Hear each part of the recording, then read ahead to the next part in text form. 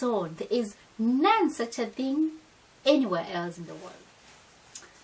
Yo, what's up guys? It's Rose and welcome to my channel. I hope you're fine, I hope you're great, and I hope this video finds you well.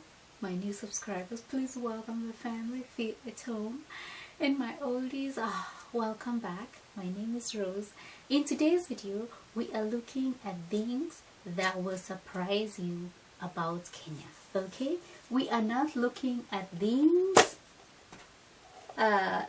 like how Kenyans love using Vaseline, no, or how Kenyans love colorful clothes, no, or how Kenyans are friendly people and all that. No, we are looking at things that might genuinely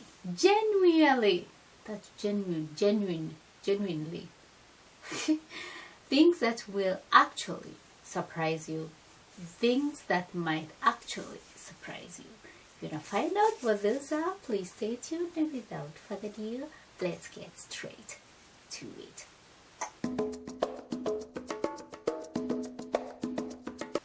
If you go to Kenya, the one thing that will surprise you most is the use of digital money. In Germany, we are so used to using cash, bar, überall, bar, bezahlen, und wenn es geht, maybe with a credit card or maybe with a debit card. But in Kenya, we usually use mobile money. It's something in Kenya we call M-Pesa, and this is digital money, and we use this when making deposits, when making transfers, even when buying some airtime. You just use the M-Pesa. When I remember when I wanted to send some money home, and my mom is like, "You can send me via M-Pesa," and I was like, "Oh my god, I don't know how to use M-Pesa in Germany." Does anyone ever use like send money through M-Pesa from here? I'm not sure if it works, but in Germany this is like unbekannt, not known. If you ask a German what is M-Pesa, they'll be like, what? They will not know what M-Pesa is. But in Kenya, every little child, every grandma knows M-Pesa, uses M-Pesa, and this lies in the fact that almost every Kenyan has a mobile phone. So you just use your mobile phone as your money. So you receive money, you send money, you use money, you buy stuff, you charge your phone, you tank your you put gas to your cars using M-Pesa. So this was the one thing which will really surprise you, because everywhere you go, you'll be hearing people saying, "Lipa na M-Pesa, nitakutumia na M-Pesa, I will pay via M-Pesa, I will send you via M-Pesa," and something like that. So digital money, that will blow your mind. The other thing that might surprise you about Kenya is the traffic jams. I think Kenya, Nairobi has the worst traffic jam ever, and this surprises so many tourists who go to Kenya with this notion, idea that Africans don't have cars or I don't know, Africans maybe they just have 2-3 cars, or they walk, or they go by donkey or use their Tigen or whatever. But no, the traffic jam in Nairobi is just the worst. Really, you should plan hours on the traffic jam, especially if you're traveling during jam time, like in the mornings or in the evenings when the office time is done. Feierabendszeit. Horrible. So the traffic jam. Another thing that will surprise you when you go to Kenya, it will be when you are in Nairobi. It's a big city, completely modern, completely westernized, high buildings, and it's just a busy, overly populated city. And the thing that will surprise you is right next to this really busy modern city is a national park, the Nairobi National Park.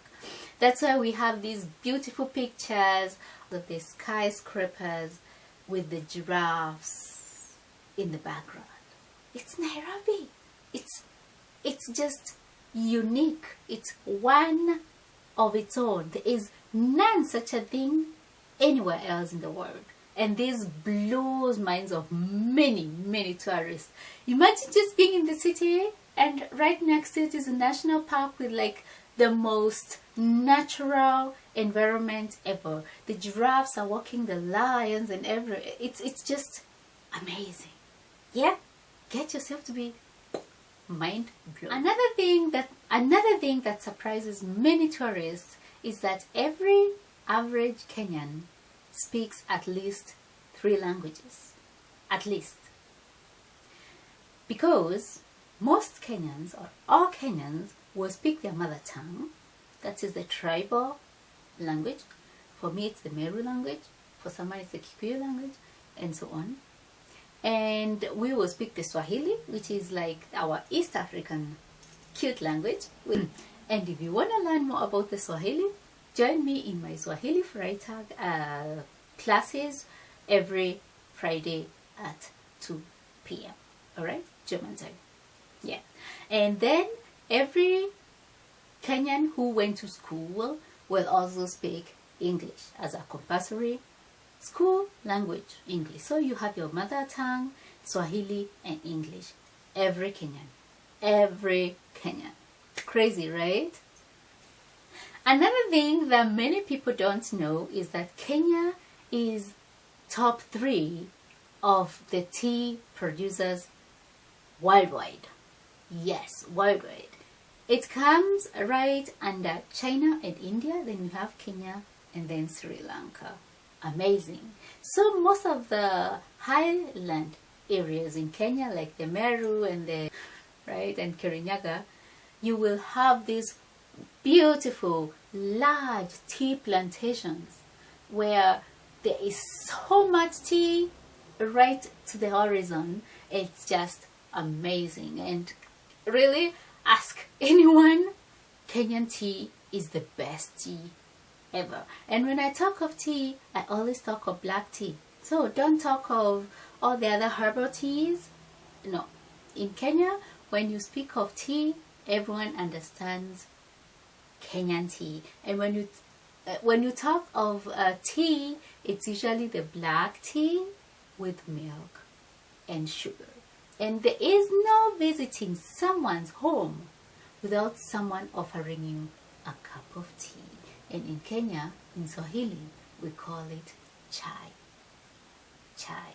So when chai, you just don't need to add milk or sugar. You don't have to add anything. You say chai, it's automatically clear for every Kenyan. You mean black tea with milk and sugar. Yeah. So yeah, Kenya is the top 3 tea producer worldwide. Mind blown.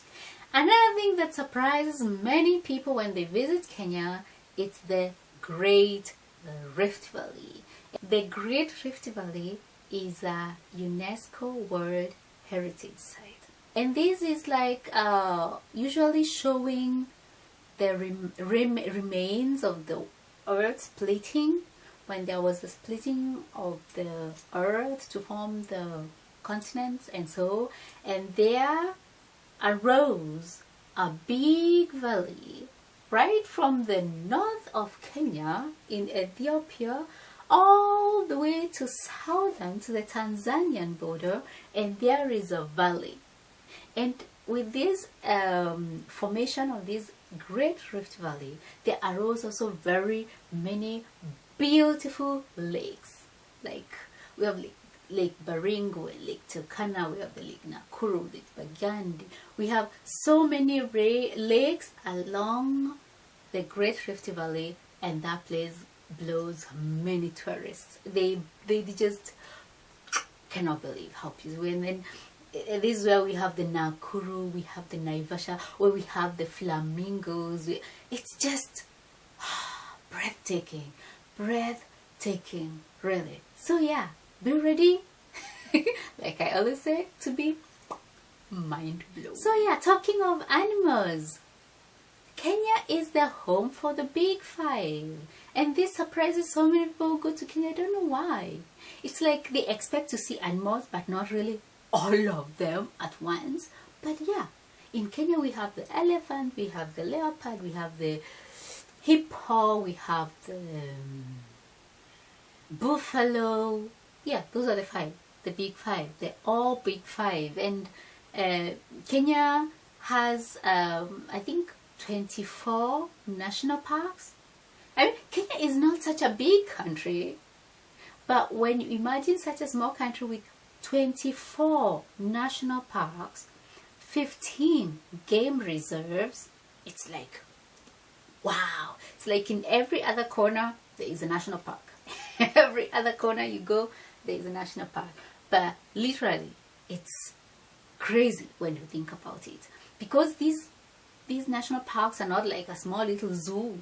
They are huge. That is why you enter with your safari pickup or jeep, and then ride through the whole place and see the animals at their real natural habitations, and the giraffes with their long elegant necks, and they are nice, beautiful lashes are just walking elegantly around the park, and it's so beautiful. So the 24 national parks, they are large, they are huge, and they're distributed all over the country. And when you visit these national reserves, well, you might ask, what's the difference between a national park and a national reserve or a game reserve? The thing is just simple. A national park is owned by the government, and a game reserve is a private reserve. It's owned by people who, especially these people with lodges.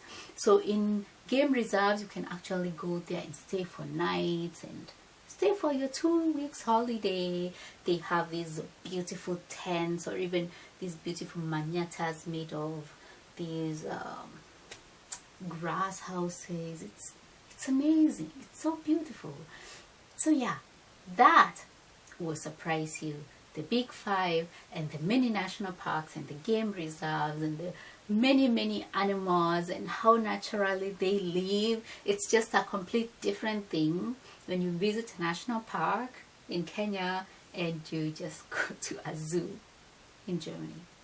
It might be the same elephant, but it's a whole different thing, different feeling, different everything. Another thing another thing that might surprise you when you go to Kenya is that most people, especially the youth people, they don't speak plain English, plain Swahili, plain mother tongue.